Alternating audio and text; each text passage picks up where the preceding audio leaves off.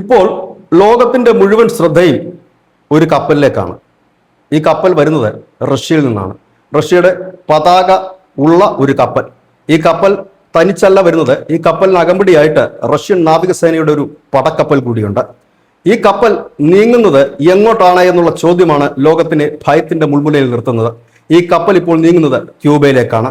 America ഉപരോധം പ്രഖ്യാപിച്ചിട്ടുള്ള Cuba, പട്ടിണിയുടെ നടുമുറ്റം കണ്ടിരിക്കുന്ന Cuba, Venezuela പിടിച്ചടക്കിയതോടുകൂടി ഈ ക്രൂഡ് ഓയിലിന്റെ ശേഖരം ലഭിക്കാതെ ആശുപത്രികൾ പൂട്ടിയിട്ടുകൊണ്ട്, ശസ്ത്രക്രിയകൾ നീട്ടിവെച്ചുകൊണ്ട് ഭക്ഷണത്തിന് പോലും മുട്ടുന്ന കമ്മ്യൂണിസ്റ്റ് രാഷ്ട്രമായ ക്യൂബ, അമേരിക്കയോട് അടുത്ത് ചേർന്ന് കിടക്കുന്ന ദ്വീപ് രാഷ്ട്രമായ ക്യൂബ, ആ ക്യൂബയിലേക്കാണ് അമേരിക്ക ഉപരോധം പ്രഖ്യാപിച്ചിട്ടുള്ള റഷ്യയുടെ എണ്ണ അവിടെ എത്തുന്നത്.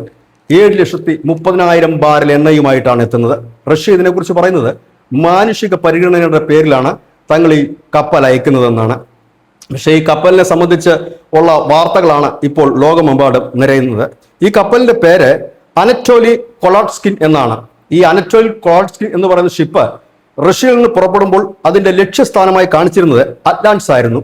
പക്ഷെ അറ്റ്ലാന്റിസിലേക്ക് നീങ്ങി തുടങ്ങിയ കപ്പൽ പൊടുന്നിനെ ട്വിസ്റ്റ് ചെയ്തുകൊണ്ട് അത് ക്യൂബയിലേക്ക് തിരികുകയായിരുന്നു. ട്രാക്കിൽ അത് കാണിക്കുന്നത് ക്യൂബയിലേക്ക് എന്നുള്ളതാണ്. ക്യൂബയിലെ ഒരു പ്രതിസന്ധി, ആ പ്രതിസന്ധി സഹായക ഹസ്തവുമായിട്ടാണ് റഷ്യ എത്തുന്നതെന്ന് ഇതിൽ നിന്ന് വ്യക്തമാകുന്നു. ഏതായാലും അധികം വൈകാതെ തന്നെ, അതായത് വളരെ കുറച്ച് ദിവസം, 2-3 ദിവസത്തിനുള്ളിൽ തന്നെ ക്യൂബയിലെ മറ്റാൻസിസിൽ ഈ കപ്പൽ തീരമണിയും. അങ്ങനെ സംഭവിക്കുമോ എന്നാണ് ലോകം ഉറ്റുനോക്കുന്നത്. കാരണം അമേരിക്ക ഉപരോധം പ്രഖ്യാപിച്ചിട്ടുള്ള രാഷ്ട്രമാണ് ക്യൂബ. ഒപ്പം തന്നെ റഷ്യൻ എണ്ണയ്ക്കും അമേരിക്ക ഉപരോധം പ്രഖ്യാപിച്ചിട്ടുണ്ട്. അങ്ങനെയെങ്കിൽ ഈ ഷിപ്പ് തടയേണ്ട ബാധ്യത അമേരിക്കയ്ക്കാണ്. ട്രംപ് അത് ചെയ്യുമോ എന്നാണ് ലോകം ഉറ്റുനോക്കുന്നത്. അത് തടയുകയോ പിടിച്ചെടുക്കുകയോ ചെയ്താൽ ഒരുപക്ഷെ പൊട്ടിപ്പുറപ്പെടുന്നത് 3ാം ലോക മഹായുദ്ധമായിരിക്കും. കാരണം റഷ്യയുടെ പടക്കപ്പലും ഇതിന് അകമ്പടി സേവിക്കുന്നുണ്ട്. അങ്ങനെയൊന്നും സംഭവിച്ചാൽ അതൊരു ചെറിയ ഏറ്റുമുട്ടലായിരിക്കില്ല, വലിയ ഏറ്റുമുട്ടലിലേക്ക് തന്നെ നീങ്ങും. ഇവിടെയാണ് എല്ലാവരും ട്രംപിലേക്ക് ഉറ്റുനോക്കുന്നത്. ട്രംപ് എന്തു ചെയ്യും? നിയമപരമായി ഇപ്പോൾ ഇതിനെ തടയാൻ കഴിയില്ല. പക്ഷേ ഈ കപ്പൽ ക്യൂബയോട് അടുത്തു വരുമ്പോൾ തടയുകയല്ലാതെ മറ്റു മാർഗം അമേരിക്കയ്ക്ക് മുമ്പിലില്ല. കാരണം അമേരിക്ക ഉപരോധം പ്രഖ്യാപിച്ചിട്ടുള്ള രാജ്യം, 2 രാജ്യങ്ങൾക്കും അമേരിക്ക ഉപരോധം പ്രഖ്യാപിച്ചിട്ടുണ്ട്. അതുകൊണ്ട് തന്നെ തടയുകയല്ലാതെ മറ്റു പോംവഴികൾ അമേരിക്കയ്ക്ക് മുൻപിലില്ല. ഒരുപക്ഷെ ട്രംപ് ആയതുകൊണ്ട് വാചോടോപം കൊണ്ട് പിടിച്ചു നിൽക്കുമോ എന്നറിയില്ല. രാവിലെയും ഉച്ചയ്ക്കും വൈകിട്ടുമൊക്കെ ഓരോരോ പ്രസ്താവനകൾ നൽകി ഭീഷണിയുടെ മുൾമുലയിൽ ഒരുപക്ഷെ നിർത്താൻ ശ്രമിച്ചേക്കാം. റഷ്യ കുലുങ്ങുമോ എന്നറിയില്ല. ഭീഷണിക്ക് അപ്പുറത്തേക്ക് എന്തെങ്കിലും സംഭവിക്കുമെന്ന് ആരും കരുതുന്നില്ല. പക്ഷേ പഴയതുപോലെയല്ല. മുമ്പൊരു എണ്ണ ടാങ്കർ പിടിച്ചെടുത്തിരുന്നു. പിന്നീട് ആ കഥകളൊന്നും ആരും കേട്ടിരുന്നില്ല. പിന്നീട് അന്വേഷിച്ചപ്പോൾ മനസ്സിലാക്കാൻ കഴിഞ്ഞത് എണ്ണ ടാങ്കറും അതിലെ ജീവനക്കാരെയും റഷ്യക്ക് അമേരിക്ക വിട്ടുകൊടുത്തിരുന്നു. ഇതിന് സമാനമായ സംഭവമാണോ ഇവിടെ അരങ്ങേറുക എന്നറിയില്ല. പക്ഷേ ഈ കപ്പൽ നിറയെ ക്രൂഡ് ഓയിലാണ്. റഷ്യയുടെ ഇപ്പോഴത്തെ ഒരു സ്ട്രെങ്ത് കാണിക്കേണ്ട സമയം കൂടിയാണ്. കാരണം റഷ്യയുടെ വലങ്കൈയായിരുന്ന മഡൂറോയെ പൊക്കിക്കൊണ്ടുപോയപ്പോഴും വ്ളാഡിമിർ പുടിൻ മൗനത്തിലായിരുന്നു. റഷ്യയുടെ ചങ്കായ ഇറാൻ നേർക്ക് അമേരിക്ക അനശ്വതം മിസൈലുകൾ പായിക്കുമ്പോഴും റഷ്യ പരോക്ഷ സഹായവുമായി രംഗത്തെത്തുകയായിരുന്നു. കാരണം റഷ്യക്ക് മനസ്സിലായി ഇനി അടങ്ങി ഒതുങ്ങി ഇരുന്നിട്ട് കാര്യമില്ല എന്ന്. കാരണം ലോകശക്തിയുടെ ശാക്തിക ചേരി പൊളിച്ചെടുക്കാനാണ് അമേരിക്കയുടെ നീക്കമെന്ന് മണത്തറിഞ്ഞ റഷ്യ ഇപ്പോൾ ഇറാന്റെ പിന്നിൽ അണിനിരക്കുന്നതോടൊപ്പം തന്നെ ക്യൂബയിലേക്ക് തങ്ങളുടെ കപ്പൽ അയച്ചുകൊണ്ട് ഒരു തുറന്ന വെല്ലുവിളി തന്നെയാണ് നടത്തിയിരിക്കുന്നത്. ഇതാണ് ലോകം ശ്രദ്ധിക്കുന്നത്. ട്രംപിനെ സംബന്ധിച്ച് നിർണായകമായ നിമിഷമെന്ന് തന്നെ പറയേണ്ടി വരും. ഈ കപ്പൽ തടയുക എന്നുള്ളത് തന്റെ വീരസ്യത്തിന് ഒരു മാറ്റുകൂട്ടും. തടഞ്ഞില്ലെങ്കിൽ ഇപ്പോൾ തന്നെ ഇറാന്റെ പക്കൽ നിന്ന് വലിയ തിരിച്ചടികൾ നേരിട്ടുകൊണ്ടിരിക്കുന്ന, ഇല്ലെങ്കിൽ ഇറാൻ യുദ്ധത്തിൽ ജയിക്കാൻ കഴിയില്ല എന്നൊരു സൂചന തന്നെ ലോകത്തിന് നൽകിക്കൊണ്ട് നിൽക്കുന്ന ട്രംപിന് അതൊരു തീരാ കളങ്കമായി മാറും. അമേരിക്കയിൽ ഈ അടുത്ത് നടന്ന സർവേയിൽ പോലും അദ്ദേഹത്തിന് വലിയ ജനപിന്തുണയില്ല. അനുദിനം അദ്ദേഹത്തിന്റെ ജനപിന്തുണ കുറഞ്ഞു നിൽക്കുന്ന സാഹചര്യം. ഈ സാഹചര്യത്തിൽ ട്രംപ് എന്താണ് ഇനി ചെയ്യാൻ പോകുന്നതെന്നാണ് ഏവരും ഉറ്റുനോക്കുന്നത്. ഒരുപക്ഷെ ഇത് തടഞ്ഞ് 1-2 ദിവസം വാർത്തകളിൽ ഇടം പിടിച്ച് തിളങ്ങി നിൽക്കാനായിരിക്കും ട്രംപ് ശ്രമിക്കുക. എന്നിട്ട് പഴയതുപോലെ മുൻ കപ്പലുകളിൽ ചെയ്തതുപോലെ തന്നെ രഹസ്യമായിട്ട് എണ്ണ ഇറക്കുകയും ആ കപ്പലിൽ പോകാൻ അനുവദിക്കുകയുമായിരിക്കും. കാരണം റഷ്യയുമായ ഒരു ഏറ്റുമുട്ടലിന് ഈ അവസരത്തിൽ ട്രംപ് ഒരുങ്ങില്ല. കാരണം ഇറാനല്ല റഷ്യ, ഇറാനെ സഹായിച്ചുകൊണ്ടാണ് റഷ്യ ഈ യുദ്ധത്തിൽ നിൽക്കുന്നത്. റഷ്യയുടെ ചെറിയ സഹായം ലഭിക്കുന്ന ഇറാൻ കാണിക്കുന്ന പരാക്രമം നമ്മൾ കാണുന്നതാണ്.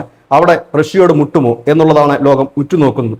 ഏതായാലും 2 ദിവസത്തിനുള്ളിൽ ഈ കപ്പലിനെ കുറിച്ചുള്ള കൂടുതൽ വിവരങ്ങൾ, അതായത് ഈ ക്യൂബയുടെ തീരത്ത് ഈ കപ്പൽ എത്തുമോ ഇല്ലയോ എന്നുള്ളത് നമുക്ക് നോക്കി കാണാം. നിലവിൽ ഇറാനുമായി ഏറ്റുമുട്ടുന്ന അമേരിക്ക എങ്ങനെയും തടിയുയരണം എന്ന ഒരു നിലയിലേക്ക് കാര്യങ്ങൾ മാറിയിട്ടുണ്ട്. അതിനിടയിൽ ട്രംപ് ഇടയ്ക്കിടയ്ക്ക് 5 ദിവസവും പിന്നെ 10 ദിവസവും ഒക്കെ യുദ്ധത്തിന് ഇടവേള പ്രഖ്യാപിക്കുന്നത് ഇറാനെ സംബന്ധിച്ച് സംശയകരമായി തന്നെയാണ് തുടരുന്നത്. കാരണം ഇറാന്റെ സംശയം മറ്റൊന്നുമല്ല, ഇറാന്റെ മാത്രമല്ല ലോകത്തിന്റെ സംശയം അങ്ങനെ തന്നെയാണ്. കൂടുതൽ സൈനികരെ അമേരിക്കയിൽ നിന്നും ഇറാനിലേക്ക് എത്തിക്കുന്നതിന് വേണ്ടി എടുക്കുന്ന സമയമാണ് ഈ ട്രംപ് പറയുന്ന വെടിനിർത്തൽ എന്നാണ് ഇറാൻകാർ അധികവും കരുതുന്നത്. ഇറാന്റെ സൈന്യം അതുകൊണ്ട് തന്നെ ഒട്ടും മടികൂടാതെ തൊട്ടടുത്ത അയൽരാജ്യങ്ങളിൽ അമേരിക്കൻ ബേസുകളിൽ മാത്രമല്ല തൊട്ടടുത്ത അയൽ രാജ്യങ്ങളുടെ എണ്ണ വാതക ടെർമിനലുകൾക്കും ഒപ്പം തന്നെ അവരുടെ ഉൽപാദക പ്ലാന്റുകൾക്കും നേരെ ആക്രമണം തുടർന്നുകൊണ്ടേയിരിക്കുന്നു. കാരണം ഇറാനെ നന്നായി അറിയാം, അമേരിക്ക ലക്ഷ്യം വെക്കുന്നത് ഗാർഗെ ദ്വീപ് തന്നെയാണ്. ആ ദ്വീപ് പിടിച്ചെടുത്താൽ ട്രംപിനെ സംബന്ധിച്ച് ലോകത്തിനു മുമ്പിൽ ഞെളിഞ്ഞു നിൽക്കാം, അമേരിക്കക്കാരുടെ മുമ്പിൽ തലയെടുപ്പോടെ നിൽക്കാം, താൻ വിജയിച്ചു എന്ന് വരുത്തി തീർക്കാം. പക്ഷെ അതത്ര എളുപ്പമാണോ എന്നറിയില്ല. അതിനിടയിലാണ് കൂനിന്മേൽ കുരുപോലെ റഷ്യയിൽ നിന്ന് പുറപ്പെട്ട ഒരു കപ്പൽ അത് ക്യൂബയുടെ തീരത്തേക്ക് എത്തുമ്പോൾ യുദ്ധം അമേരിക്കയുടെ പടിവാതിലേക്ക് എത്തിയോ എന്നൊരു സംശയം നിലയിച്ചേക്കാം. കാരണം ക്യൂബയുമായി ചേർന്ന് കിടക്കുന്ന ഒരു രാജ്യമാണ് അമേരിക്ക എന്നുള്ളത് കൊണ്ട് തന്നെയാണ് ഈ കപ്പൽ അങ്ങോട്ട് വരുന്നത് ലോകത്തിന്റെ ശ്രദ്ധയെ ആകർഷിക്കുന്നത്. അതായത് 2026 യുദ്ധം എങ്ങും അവസാനിക്കില്ല എന്ന സൂചന തന്നെയാണ് നൽകുന്നത്. ഒരിടത്ത് പ്രശ്നം ഏകദേശം തീരുമെന്ന് തോന്നുന്ന സാഹചര്യത്തിൽ